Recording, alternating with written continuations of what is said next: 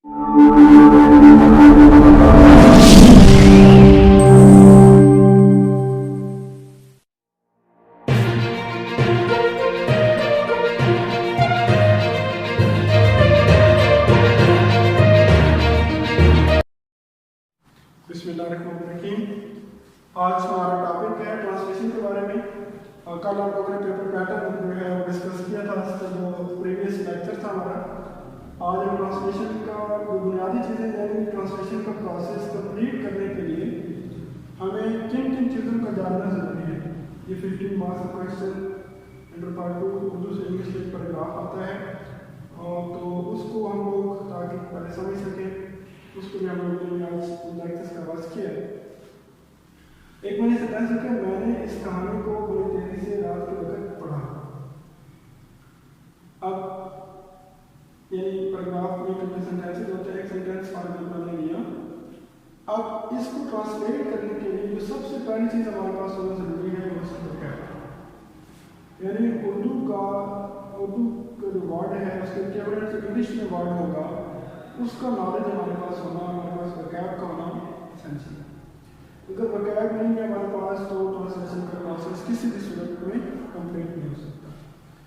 तो यहाँ पे हम लोगों ने लाइक इंग्लिश में है उसको आई में कन्वर्ट किया, कहानी इस कहानी के लिए स्टोरी बड़ी तेज़ी से वेरी क्विकली रात को एट नाइट और पढ़ा, तो रीड की सेकंड फॉर्म रहना होता है। तो क्या सिर्फ वोकैब जो है वो हमारे ट्रांसलेशन प्रोसेस के लिए काफ़ी है? अगर हमारे पास वोकैब है भी सही, तो अगर हम इसी तरह से लिख देंगे जिस तरीके से ये सेंटेंस है हमारे पास, I discovery quickly very at night read, ये तो कोई सेंटेंस नहीं बनेगा। तो सेकंड जो चीज़ हमें रिक्वायर्ड है वो हमें ये समझना होगा कि हर लैंग्वेज का अपना एक वर्ड ऑर्डर है। मतलब उर्दू के अंदर हम लोगों ने जिस अंदाज से लिखा है उसी तरह से इंग्लिश में नहीं लिख सकते, उसी तरतीब से हम नहीं लिख सकते, क्योंकि उर्दू का ऑर्डर और इंग्लिश का जो ऑर्डर है वो डिफरेंट है। तो इंग्लिश का ऑर्डर माइंड में रखना होगा। इंग्लिश का ऑर्डर जो है सबसे पहले सब्जेक्ट, उसके बाद हम लोग वर्ब लगाते हैं, उसके बाद ऑब्जेक्ट होते हैं, उसके बाद हम लोग अगर एडवर्ब आ रहे हैं तो एडवर्ब ऑफ मैनर, और उसके बाद फिर आपके सेंटेंस के अंदर एडवर्ब ऑफ प्लेस यानी काम किस जगह पर वो उसका जिक्र नहीं है तो अगर वो तो उसको पर लिखते हैं, और उसके बाद तीसरा एडवर्ब ऑफ टाइम यानी जो एक्शन है वो किस वक्त हुआ। इस तरतीब से इंग्लिश का जो वर्ड ऑर्डर है, इंग्लिश का जो सेंटेंस है वहाँ पर इस तरतीब से हम लोगों ने ये सारी इन्फॉर्मेशन पढ़ी थी। तो सबसे पहले यहाँ पे क्या है सब्जेक्ट, तो अब हमें ये पता भी होना जरूरी है कि सब्जेक्ट होता क्या है। अगर हमें ये नहीं पता होगा कि सब्जेक्ट क्या है तो फिर यहाँ से और कौन सा वर्ड जो है वहाँ पर आना चाहिए उसको इस तरीके से मेंशन करना मुश्किल हो जाएगा। अब आई जो है वो सब्जेक्ट का काम कर रहा है। सब्जेक्ट बेसिकली क्या होता है कि फिक्रे का वो हिस्सा जिसके बारे में इंफॉर्मेशन दी जा रही होती है। अब यहाँ पर मैंने इसके आदमी को बड़ी तेजी से पढ़ने वाला कौन है, किसके बारे में इंफॉर्मेशन दी जा रही है, वो मैं इंग्लिश में आए। तो सबसे पहले सब्जेक्ट के नीचे हम लोगों ने आई जो है वो उसको लिखेंगे। उसके बाद वर्ब या प्रेडिकेट जिसको कहा जाता है, क्योंकि प्रेडिकेट यहाँ से शुरू होता है। तो वर्ब जो है, वर्ब क्या होता है, अब इसका में डेफिनेशन आनी चाहिए, पता होना चाहिए वर्ब होता क्या है। वर्ब वो वर्ड होता है जो किसी एक्शन को या स्टेट को शो करे, जो सब्जेक्ट होता है उसके एक्शन को या स्टेट को शो करे। तो अब इंग्लिश में सब्जेक्ट के फौरन बाद में वर्ब लगाना हमें जरूरी होता है। तो अब उर्दू की जब हम देखते हैं तो उर्दू में हमें जो एक्शन वाला वर्ड है वो सबसे आखिर में भी नजर आ रहा है। अब यहाँ सबसे पहले हमने इसको ट्रांसलेट किया इंग्लिश के अंदर, तो ये सब्जेक्ट का रोल परफॉर्म कर रहा था, इसके बारे में सारी इंफॉर्मेशन थी। उसके बाद इस जो फाइल था इसने काम कौन सा किया जिसको हम वर्ब कहते हैं, उसका जिक्र आखिर में पढ़ा, पढ़ने का काम इसने किया। लेकिन इंग्लिश लैंग्वेज के अंदर जिसको हम दूसरे नंबर पर लिखेंगे, यानी सब्जेक्ट के बाद हम लोग और पढ़ा, क्योंकि ये अलिफ जोली की पास्ट की अलामत है, पास्ट डेफिनेट की जो टेंसेस के पॉइंट ऑफ व्यू से हम उसको थोड़ा डिस्कस करेंगे बाद में। तो यहाँ पर इसकी सेकंड फॉर्म जो है वो हम लगाएंगे पढ़ना रेड। ये स्पेलिंग के लिहाज से रेड तीनों फॉर्म एक जैसे होते हैं, लेकिन पढ़ने के लिहाज से फर्स्ट फॉर्म के अंदर रीड पढ़ा जाता है और सेकंड फॉर्म के अंदर रेड पढ़ा जाता है। तो ये सेकंड फॉर्म हम लोग यहाँ पर लगाएंगे। उसके बाद इंग्लिश लैंग्वेज के अंदर ऑब्जेक्ट। अब ऑब्जेक्ट हमें कैसे पता चलेगा कि यहाँ पर जो इन्फॉर्मेशन आ रही है, इस कहानी में लिखा हुआ है, बड़ी तेजी से भी लिखा हुआ है, रात को भी, इसमें सब्जेक्ट कौन सा है। तो ऑब्जेक्ट तलाश करने के लिए हमें ये लिखना होता है कि वर्ब के बाद हम लोग क्वेश्चन जो वर्ब लिख कर जो वर्ब है हमारे पास, उसके बाद हम क्वेश्चन पुट करते हैं व्हाट का या whom का। अब हमारे पास वर्ब क्या है, रेड है, पढ़ा, व्हाट क्या पढ़ा। तो अब हम उर्दू के फिक्रे में ये चीज़ चेक करेंगे उसने क्या पढ़ा, किस चीज़ को पढ़ा। दोबारा उर्दू के फिक्रे को पढ़ते हैं। मैंने इस कहानी को बड़ी तेजी से रात को पढ़ा। पढ़ा क्या चीज़, किस चीज़ को पढ़ा, इस कहानी।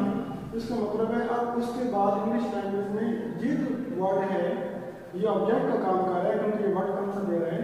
और अब हम इसको यहाँ पर लिखेंगे आई रेड दिस डे। तो ये ऑब्जेक्ट है, और क्योंकि वर्ब के बाद अगर कोई वर्ड व्हाट का या whom का आंसर दे तो वो ऑब्जेक्ट होता है। तो दिस स्टोरी यहाँ पर ऑब्जेक्ट का काम कर रहा है, हम यहाँ पर लिखेंगे। उसके बाद एडवर्ब होते हैं बेसिकली।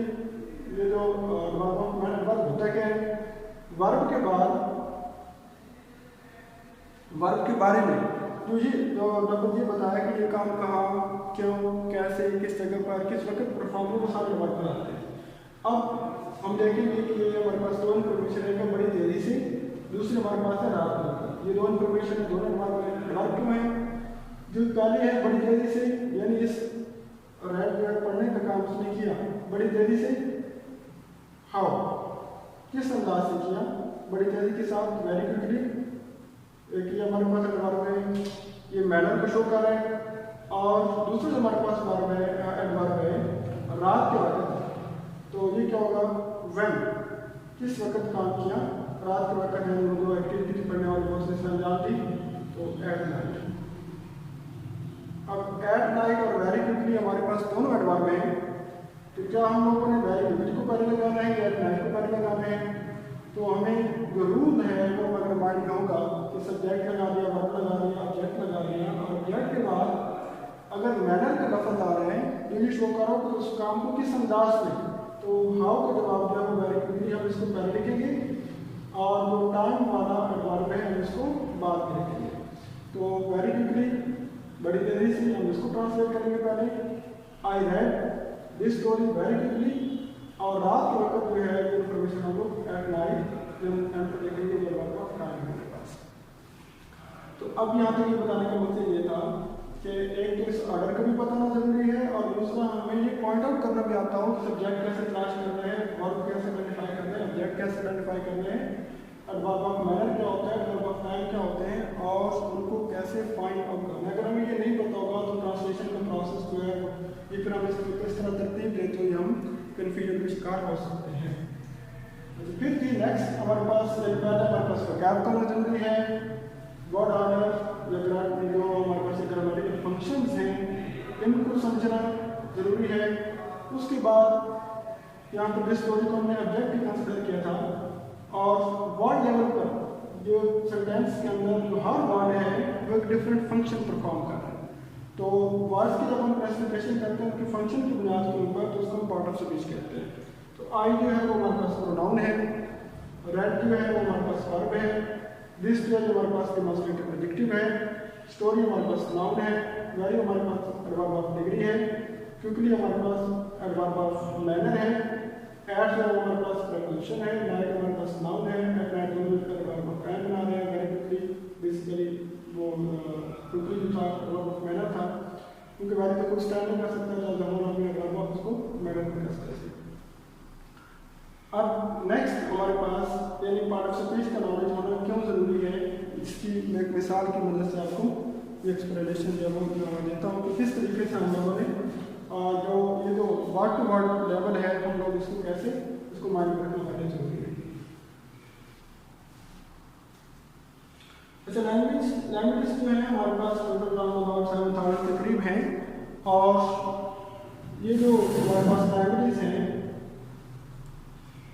तमाम लैंग्वेज के अंदर उनकी बहुत सारी खसूसियात हैं। एक खासियत की मैं सिर्फ बात कर रहा हूँ कि language functions like a system, कि हर लैंग्वेज जो है वो एक सिस्टम की तरह काम करती है।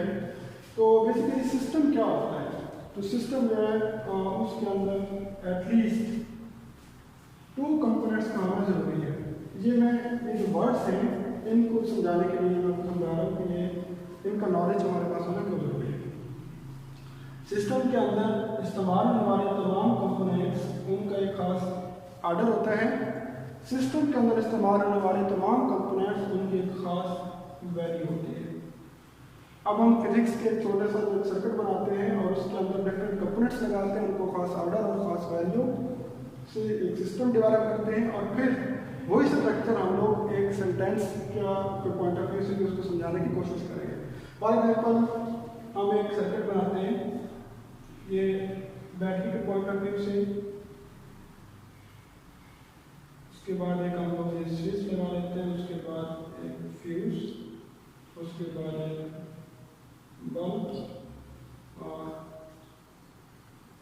वायर की मदद से हम इसको सर्किट को कंप्लीट कर लेते हैं।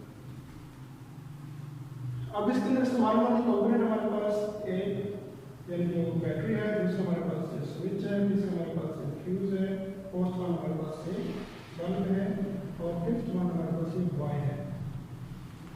अब अगर आप इस सिस्टम को फाल बनाना चाहते हैं, फंक्शनल बनाना चाहते हैं, तो बैटरी का चार्ज आना, उसके बाद ये वर्किंग पोजीशन में आना कि जब आप इसको स्विच को ऑन करें तो इसको पॉइंट्स तक मिल जाना, यानी करंट इसमें से फ्लो कर सके, इसका इंटैक्ट यानी सही हालत में होना फ्यूज का, उसके बाद बल्ब का ठीक होना और वायर का भी किसी ब्रेक ना होना, ये बेसिक चीज़ें हैं। उसके बाद दूसरा क्या चीज़ इंपॉर्टेंट है, अगर अब हम ऑर्डर और वैल्यू की बात करते हैं। ऑर्डर का मतलब ये है कि हमें सारी चीज़ें तरतीब से लगानी पड़ेंगी। वैल्यू का मतलब ये है कि अगर ये बैटरी 12 वोल्ट की है तो आपको जितने भी कंपोनेंट्स हैं इसके हिसाब से लगाने पड़ेंगे। तो बल्ब भी यहाँ पर यानी 12 वोल्ट के लगाना पड़ेगा। अगर आप बैटरी 12 वोल्ट की है, बल्ब आप 4 वोल्ट का या 6 वोल्ट का लगा देते हैं तो वो फौरन फेल हो जाएगा। तो मतलब क्या है कि ये सिस्टम तब काम करेगा जब इसके अंदर इस्तेमाल होने वाले तमाम कंपोनेंट्स उनका ऑर्डर भी आप ठीक रखें और उनकी वैल्यू भी आप ठीक दें, सेम दें। जो सेंटेंस होता है वो भी बेसिकली एक पूरा सर्किट है, वो भी पूरा सिस्टम है, उसके अंदर इस्तेमाल होने वाले तमाम कंपोनेंट, उसके कंपोनेंट उसके वर्ड है। हर वर्ड का अपना एक ऑर्डर है, हर वर्ड का अपनी एक वैल्यू है। तो यहाँ पे जिस तरह फॉर एग्जाम्पल अभी पहले हम ऑर्डर की बात कर लेते हैं। तो अगर इसी को एक सर्किट यानी इसको हम फर्स्ट ऑफ ऑल हमारे पास ये था, इसको हम अगर सब्जेक्ट कंसिडर करें, इसको वर्ब, इसको ऑब्जेक्ट, उसके बाद वर्ब ऑफ मैनर और उसके बाद वर्ब ऑफ जो टाइम था हमारे पास। तो ये भी चलो 5 ही हैं। अब क्या होगा कि पहले तो ऑर्डर के अंदर ये चीज़ें इस तरह से मेंशन करना ज़रूरी है, यानी हम ये नहीं कह सकते I this story read quickly very, या एट नाइट उठा के पहले लगा रहे वेरी के बाद लगा रहे, तो ये सर्किट जो है वो काम सेंटेंस का काम नहीं होगा, लैंग्वेज काम नहीं करेगी। उसके एक स्पेसिफिक ऑर्डर है, उसको भी फॉलो करना होगा। दूसरा यहाँ पर इसकी खास वैल्यू है, वैल्यू से मुराद ये है इस तरह यहाँ पर अगर 12 वोल्ट की वैल्यू है, बड़ा भी 12 वोल्ट का लगाना पड़ेगा। तो यही स्टोरी जो है वो एक सिंगुलर नाउन है, इसी पर हम दिस नहीं लगा सकते। तो स्टोरी जो है इससे पहले हमें दिस लगाना पड़ेगा। तर्जुमा हम कह रहे थे पढ़ा पास्ट का, तो हम रीड, क्योंकि लिखने में तो वह भी ऐसी हो जाएगी आई को बी से यानी मैं तक वो भी नहीं कर सकते, यहाँ पर माई एक्सक्लूसिव कैसे लिख सकते, यानी इसका अपनी खास वैल्यू है और उस वैल्यू के मुताबिक हमें क्या करना पड़ेगा, वो वर्ड लगाना पड़ेगा और उसका अपना खास ऑर्डर है वो मेंटेन करना पड़ेगा। तो रूल्स हैं इस लैंग्वेज के वर्ड्स के कि हर वर्ड को कैसे आप लोगों ने उससे काम लेना है और उसको स्पेसिफिक रूल्स क्या हैं इनका अपनी बहुत से मॉर्फोलॉजिकल यानी वर्ड्स का इंफॉर्मेशन भी होते हैं, लिंग्विस्टिक से रिलेटेड बनाए गए हैं। कुछ अगर ऐसे वर्ड होते हैं, ऐसे वर्ड होते हैं यानी लिंग्विस्टिक से साथ में वर्ड जो है वो बगैर भी होते हैं। तो ये उनके सिंगुलर उनके प्लूरल बनाना डिफरेंट कैटेगरीज हैं, उनके पॉइंट ऑफ व्यू से उसको बनाने का होता है। उसके बाद पंक्चुएशन ये होती है कि पंक्चुएशन होते हैं हमारे पास ऐसे निशानात, ऐसे मार्क्स जो सेंटेंस का सेंस कंप्लीट करने के लिए इस्तेमाल होते हैं। और ये किस तरह फॉर एग्जाम्पल हमारे पास पॉजिटिव सेंटेंस था तो इसके आखिर में हम लोगों ने यहाँ पर स्टॉप लगाया। अगर ये हमारे पास इंट्रोगेटिव होता did I read this story Mary at night, तो फिर हम इसके आखिर में क्वेश्चन मार्क लगा देंगे। तो सेंटेंस जो है उसके आखिर में हम लोगों ने इस तरह आप लोग फर्स्ट पैराग्राफ सेंटेंस का हमेशा कैपिटल लिखते हैं, प्रॉपर अगर नाम के बीच में आप इसको कैपिटलाइज करते हैं।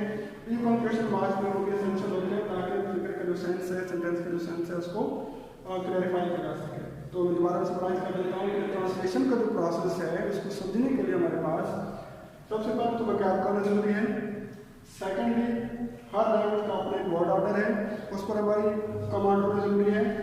फिर उसकी जो ऑर्डर है, इस ऑर्डर के अंदर डिफरेंट कैटेगरीज हैं, फंक्शनल कैटेगरीज, इनको आइडेंटिफाई करना में आता हो। नेक्स्ट हमारे पास है कि जो वर्ड लेवल के ऊपर जब फंक्शंस को मुतय्यन किया जाता है तो जिन्हें पार्ट ऑफ स्पीच कहते हैं, उनके रिलेटेड बहुत सारे रूल्स हैं, उन पर हमें कमांड हो। और लास्ट में पंक्चुएशन के पॉइंट ऑफ व्यू से कि सर्टेन मार्क्स होते हैं जो सेंस को क्लैरिफाई करने में मदद करते हैं, उनका नॉलेज हमारे पास होना जरूरी है। तो कल का जो लेक्चर होगा, इंशाल्लाह नेक्स्ट हमारा लेक्चर होगा, वो हम सेंटेंस को पहले अच्छी तरह से पढ़ेंगे, उसके जो पार्ट है, सब्जेक्ट और ऑब्जेक्ट वगैरह, इसको ताकि हमें आइडेंटिफाई करना आ जाए और इस तरतीब से हम सारी चीज़ें इंशाल्लाह करेंगे।